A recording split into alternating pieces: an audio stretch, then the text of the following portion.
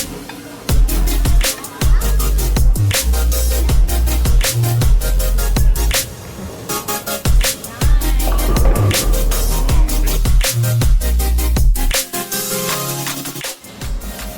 up, guys? Jonathan here with the Dude 52, and in this episode I locked myself in a little office we have here in the condo, and we're going to talk about budgets. And so for those of you who don't like numbers and don't want to hear about those details, go ahead and hit the like button, sign off. But a lot of my buddies are nerds like me, and they like a breakdown of all the costs and different things you need to think about when you're traveling long term. So just a quick recap. It's been a week since we came back to Manila from Japan, and unfortunately I got sick as we were coming home from Japan. So I've been out with like a common cold for 2 or 3 days, and now that's running through Elaine, and hopefully it'll pass pretty soon. So as far as exploration and doing different things this week was where we stayed close to home. We submitted some homeschool assignments, and we didn't do anything too spectacular. I just kind of try to get better. So I'll post a few highlights here. Let's see how long you can hold that face.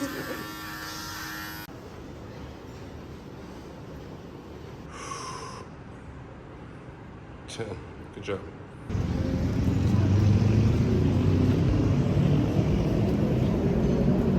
Let's jump right into it. So this is the budget episode where we talk about all the different costs and a lot of the expenses that we thought we would have, and then some things that didn't go exactly as planned. So we'll run through some of those costs. So let's get started. When you're building a budget for 52 weeks, there is a lot to think about. So for me, the way my brain works is I think top down. So the most expensive cost for all of us is our rent, right? My brother-in-law had actually mentioned, hey, why don't you just buy a condo? And there are some affordable properties in Manila. Unfortunately, in the area where we wanted to stay, in particular BGC, we're priced out because condos are ridiculous. They go upwards of, for a 2-3 bedroom condo, you're looking at 800,000 USD plus, right? So that's definitely a no-go. Even if you wanted to stay for a year and then rent it later, it's still way out of the budget. So in our heads, when we look around at different rental properties in BGC, you can find rentals of a 3-bedroom about 100 square meters, which is equivalent to, I think, 1,400 square feet. You can rent monthly for about 120,000 Philippine pesos, and I'll put the conversion down here.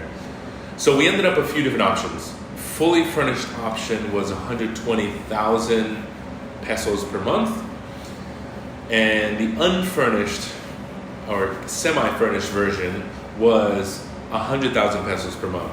So for us, we elected to go with the semi-furnished version for 100,000. The savings is moot in the sense that you still have to buy beds and buy some light furniture. So for us, it was less about saving 20,000 a month. It was more about having things that weren't used before, laying in a bed that wasn't used before, or in a sofa that wasn't used before. So we understood that there were some upfront costs that would be necessary to make this condo livable for us, right? So Now, if you extrapolate that 20,000 over 12 months, and then you convert that conversion's right here. So really, that was the goal, is to try to stay close to that number, so we weren't so crazy, spending. We're not buying high-end furniture here. We're keeping it simple, and at the end of the day, the cost for all the furniture, including beds, side tables, the kitchen dining room table, chairs, desks for the kids' schoolwork, ended up being $3,645, right? So we stayed very close to that target budget that we wanted to. Now, is this furnished in the way that our Florida home was furnished? Absolutely not. But again, this is temporary, and it's a condo in the city, so you just need less. The furnishings for the house was one expense, a one-time expense that we expected to incur. Another second most important expense would be transportation. So before we left home, we had 2 cars and 1 car note. We're paying about upwards of $1,000 a month if you consider the monthly car insurance payment for both cars and the car note. So we ended up selling everything when we moved here. So it's a breath of fresh air, not having to pay anything. So when it comes to transportation here in the Philippines, the cheapest way to get around is through public transport. And no, it's not by buses and trains, it's by Jeeps and by tricycles. Now, in the city, there are other options available, namely taxis and Grab. So Grab is Manila's version of Uber, and comparatively speaking, it's tremendously cheaper. So when it comes to transportation around the city and getting to the different places we want to get to, we've been using Grab. And so for an entire almost 5 weeks we've been here now, we've been using Grab to and from the shopping center, to and from grocery stores, but we do a lot of walking in the area. So when it comes to transportation and those costs, I calculated all the costs for the more than a month we've been here, and that came down to $170. So if you think of where we were back home to where we are now, there's a huge delta, right? Now there is another cost that I didn't put as transportation. We paid a driver for a day to get to Laguna, so that cost ended up being 8,000 pesos. So if you add the 8,000 that we spent for that one day and $170 that we spent on Grab for the entire month, we're still very far from half of what we normally spend back home. So transportation in the Philippines is a lot more affordable than it is back home. Now, one of the heaviest expenses here is food. So in the Philippines, eating out is so close to the price that you would pay if you were to buy the ingredients and make it at home. That's not true in the United States. In the United States, for a family of 5, when we go to Chick-fil-A, we're spending $50, $60, right? So to stay at home and cook, you almost incur more costs in cleaning and prepping than you do just going out to eat. Mind you, we're still figuring out the best supermarkets to shop at and the most reasonable restaurants to go to. Being that it's the first month, I expect these costs to go down on average as we stay here. In the first month, eating out, we spent $1,266. For groceries, we spent $630. So to put that in perspective, because it's a new condo, we have to buy the essential things to keep in the pantry, like salt and pepper and patis and soy sauce and rice and things just to stock the pantry. And of course, like I mentioned, once we get into a rhythm, the eating out cost should go down as well. So if you total that comes out to about $1,900 for food for that first month, right? So I expect that cost to go down. So before I summarize all the costs for the month, allow me to level set, because I forgot to do this in the beginning. We decided to stay in BGC, which is in Metro Manila. This is probably the most expensive real estate in Metro Manila, apart from some small neighborhoods here and there. But we could have saved tremendously if we chose to stay even as close as Makati or other parts of the city. But living in BGC, this is the most expensive real estate, so we realized that we could have saved that way. But we decided to stay in BGC because it's a lot more walkable, and I figured that the transition of living in a completely different country would be a whole lot easier for my kids and my family if we were somewhere that is kind of westernized, right? So that's a caveat there. Living in the most expensive part of town also means that you have the Whole Foods of grocery stores and malls. So these expenses tend to be a little bit higher in this area here. So those are some underlying details about these costs. So now let's put it all together. So when you consider all the expenses, so number one, the monthly rental expense of $1,800, $1,803, transportation, including the one-day rental, which was about $300, food, right, which includes groceries and eating out, is about in the $1,900 range. And then just having cash on hand for things like massages or buying things at the store, tipping around town.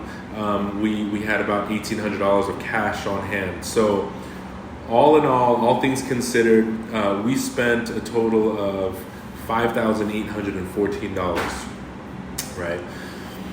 That's a lot of money, but that's the cost and the expense of living a whole month, almost 5 weeks now, in Manila. Is it cheap? No. Are there ways for us to save money? Absolutely, right? And hopefully we discover more and more of those, and we streamline, our grocery gets and our eating out days, and we'll get to closer to what we hope to our monthly budget to be around $5,000. Another major expense for Ladue 52, and really the whole crux of the idea of Ladue 52 was this idea that we would visit one country every month, because all the places that we want to go to, from Florida to Japan, $1,700, from Florida to Australia, $2,000, from Florida to Singapore, $1,800. But when you're in Manila, traveling all around this part of the world is so much cheaper. So the crux of Ladue 52 was always about traveling to different countries. So we have another portion, another budget, if you will, set aside just for travel. So in particular, our week to Japan, I broke down the cost there too. So the awesome part was airfare to Japan was $507. I repeat, $507 for 5 people. So it's so much cheaper, and that's where a huge amount of the savings are going. Lodging, we stayed at Airbnb in Sumida City, which was amazing.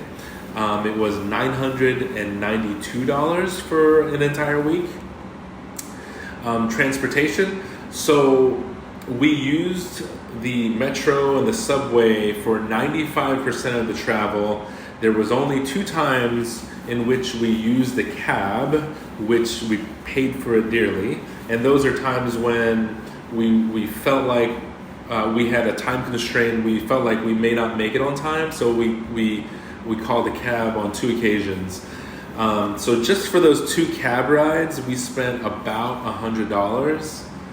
And for the week in the metro and on buses, we spent, for a family of 5, $134. So that's definitely the way to go. Even to and from the airport, there's a train that takes you directly into Tokyo and everywhere you need to go. So highly recommend using the train system there.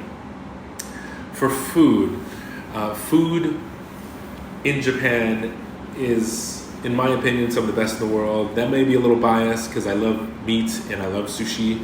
And they do beef and they do sushi better than anyone else. Anyway, food, we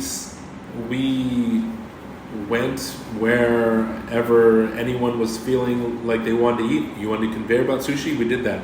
You want to do yakiniku again? We'll do that.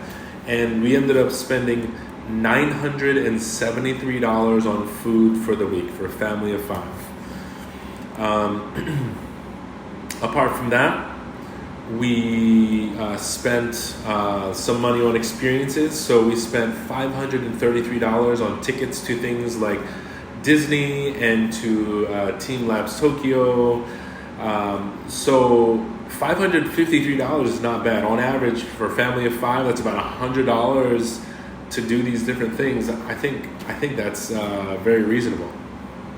Just for perspective, when I was there in 2016, the dollar was equal to about 106 yen.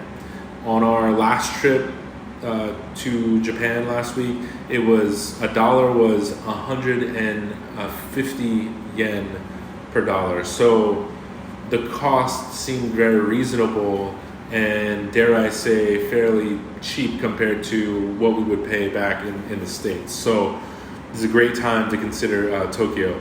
So when you consider airfare, lodging, even the cash we withdrew, shopping and experiences, we totaled $3,359. If we can stay below budget or within a good budget like that, I think we'll do fine. So to summarize, we spent about $5,800 in Manila while spending about $3,400 in Tokyo. So that puts us at about $9,000 for an entire month, which is above what I wanted to spend. So we're hoping to be closer to about $7,000 a month. We definitely have some work to do as far as getting our numbers where we want it to be. So hopefully you guys appreciate the insight and can follow along to see our journey. And if you like this kind of stuff, please drop some comments down below and let me know what you want to see more of, what you want to hear more of. And if you haven't already, please do subscribe, because having you guys along makes this all worth it too. So thanks for listening. And this is your weekly reminder to collect moments, not things.